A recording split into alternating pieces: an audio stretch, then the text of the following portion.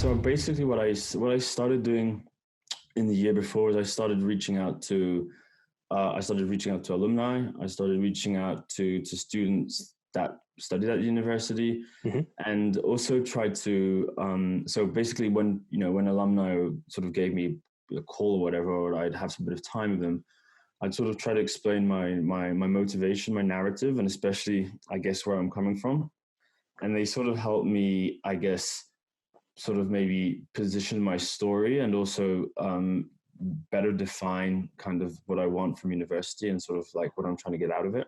Isn't that so key? Kind of making sure you had a consistent theme throughout your application. Like you almost want to brand yourself, right? I always tell people who are applying to business school, like if you're a kid from finance, investment banker, private equity, whatever, you want to be outside of that crowd. You want to somehow brand yourself differently from everybody else.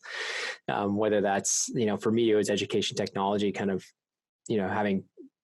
having built or started Wall Street Oasis really, I think was an advantage for me because I could point to that and talk about how education technology, I think, was changing the landscapes. And that's how I branded myself to get into Wharton. I feel like if you have something you can lean on, or there's stuff in your extracurriculars you could point to, I assume. So yeah. What were those? Were there themes you'd be willing to share with the audience? So I guess, I mean, the main one is probably pretty obvious, is just the fact that, my story and the fact that I sort of had to quit high school and sort of had to, take a couple of back doors to get in. The underdog. Yeah. Yeah. Okay. People love an underdog. That's great. That's smart.